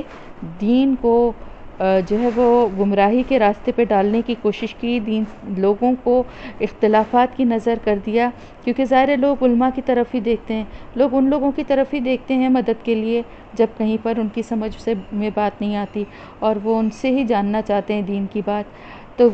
ہمارے ہاں یہ بھی ایک ٹرینڈ ہے نا کہ ہر ایک خود کوشش نہیں کرتا کہ وہ دین کا علم خود حاصل کرے، خود سیکھے، بلکہ ڈپینڈ کرتے ہیں کچھ لوگوں کے اوپر، کچھ علماء کے اوپر۔ تو جب ایسی سچویشن ہوتی ہے اور وہ لوگ بھی گمراہ کریں اور وہ لوگ بھی دین میں تفرقہ بازی پیدا کرنے کی کوشش کریں، ان کے لیے تو ہے ہی عذاب العظیم۔ اور پھر اس دن، جس دن قیامت کے دن، یہ کس دن کا ذکر ہو رہا ہے؟ یوما، یہ یوما سے مطلب ہے کہ وہ دن جس دن کے قیامت کا دن ہوگا، اس دن کچھ چہرے ہوں گے جو کہ سیاہ ہو رہے ہوں گے، اور کیوں ہو رہے ہوں گے؟ کیونکہ ان سے کہا جائے گا اس لیے کہ تم نے ایمان لانے کے بعد کفر کیا، یعنی ایمان تھا تمہارے پاس لیکن تم نے اس کا انکار کر کے اور غلط بات کہہ کے اور لوگوں کو بھی گمراہ کیا، جس کی وجہ سے اب تم عذاب کا مزہ چکھو، اور اس کفر کی وجہ سے تمہارے چہرے بھی سیاہ ہیں۔ اور وہ لوگ جن کے چہرے اس دن روشن ہوں گے، سفید ہوں گے، وہ اللہ کی رحمت میں ہوں گے۔ کتنی پیاری یہ بات اور خوشخبری ہے۔ جو دین میں اختلافات پیدا نہیں کرتے، جو نئی نئی باتیں گڑھ کے لوگوں کو گمراہ نہیں کرتے، اللہ کے دین پہ، اللہ کی باتوں پہ چلنے والے بھی ہیں، اور لوگوں کو بھی دین کی طرف بلانے والے ہیں، خیر کی طرف بلانے والے ہیں، بھلائی کا حکم دیتے ہیں، برائی سے روکتے ہیں، وہ اللہ کی رحمت میں ہوں گے، اور خالدون، ہمیشہ اسی رحمت میں رہیں گے۔ اور اللہ کی رحمت سے بڑھ کر اور ہمیں کیا چاہیے؟ تو جو اللہ کی رحمت میں ہے، سمجھیے وہ تو بس اس کا تو کیا کہیں، اس کا کیا مقام ہوگا۔ اللہ ہمیں بھی اس میں شامل کر لے، ان لوگوں میں، آمین یا رب العالمین۔ یہ آیتیں ہیں اللہ تعالیٰ کی جن کو نتلوہا ہم پڑھ رہے ہیں، اس کو علیک بالحق، اللہ تعالیٰ فرما رہا ہے کہ یہ آیتیں جن کی تلاوت ہم آپ پر کر رہے ہیں، یعنی آپ تک پہنچا رہے ہیں، اور اللہ تعالیٰ ظلم نہیں کرنا چاہتا۔ اللہ، میں نے آپ کو بتایا نا کہ اللہ تو بہت محبت کرتا ہے اپنے بندوں سے، تو اللہ تعالیٰ تو ظلم نہیں کرنا چاہتا، للعالمین، جہان والوں کے لیے۔ بالکل بھی وہ نہیں چاہتا کہ کوئی بھی جہنم میں جائے، وہ نہیں چاہتا کہ کسی کو کوئی بھی سزا ملے، لیکن بات وہی آ گئی نا کہ صرف اللہ کے چاہنے سے اگر ہم اس کے خلاف مستقل کام کرے جائیں، کوئی بھی جو ہے وہ اللہ کے راستے پہ آنے کا نام ہی نہ لے، اور اگر آ جائے تو اس میں بھی گمراہی کی ٹیڑھی میڑھی پگڈنڈیاں ڈھونڈے، تو پھر اللہ تعالیٰ چاہتا تو نہیں ہے، لیکن ایک تو اللہ کی رضا ہے اور ایک اللہ کی مشیت ہے، تو پھر اللہ تعالیٰ اس کو اس کی سزا تو ضرور ملے گی نا۔ تو اسی لیے اللہ تعالیٰ فرما رہا ہے کہ ہم یہ آیتیں اس لیے پڑھ کے سنا رہے ہیں، اس لیے یہ کلام اللہ کا جو ہے یہ لوگوں تک پہنچایا جا رہا ہے تاکہ لوگ بچ جائیں۔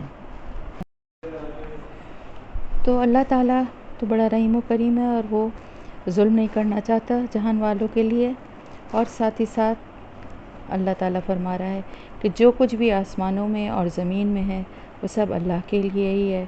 اللہ تعالیٰ نے ہی بنایا ہے، اور ہر کام جو ہے وہ اللہ کی طرف ہی لوٹے گا۔ یعنی جو کچھ بھی کیا جائے گا، اچھائی یا برائی، نیکی یا بدی، جو کچھ بھی ہے وہ سب کچھ اللہ کی طرف ہی لوٹے گا اور اللہ تک کے پاس ہی پہنچے گا۔ تو اس دن کے لیے جب یہ سارے معاملات اللہ کے سامنے پیش ہوں گے، ترجع الامور کا مطلب ہے سب لوٹائے جائیں گے اللہ کے سامنے، اللہ کے پاس پیش ہوں گے۔ اس دن وہ لوگ خوش قسمت ہوں گے جو اللہ کے لیے کام کر رہے ہیں، اللہ کے دین کا کام کر رہے ہیں، بھلائی کا کام کر رہے ہیں، برائی سے روک رہے ہیں۔ ان کے چہرے روشن ہوں گے اور وہ ہمیشہ اللہ کی رحمت میں رہیں گے۔ اور اس کے برعکس وہ لوگ جو دین میں تفرقہ بازی کرتے ہیں، لوگوں کو اختلافات کی نظر کرتے ہیں اور گمراہ کرنے کی کوشش کرتے ہیں، جانتے بوجھتے بھی دین کی بات کو یا نہ انجانے میں بھی، اگر ان کو دین کا کچھ پتہ ہی نہیں ہے پھر بھی دین کی بات کر کے لوگوں کو گمراہ کر رہے ہیں، دونوں صورتوں میں ان کے چہرے اس دن سیاہ ہوں گے اور ان کے لیے بڑا دردناک عذاب ہوگا۔ تو یہاں پر ہماری تفسیر الحمدللہ پوری ہو گئی۔ تو انشاءاللہ تعالی اب لفظی ترجمہ میں اگلا آپ لوگوں کو بھیج دوں گا۔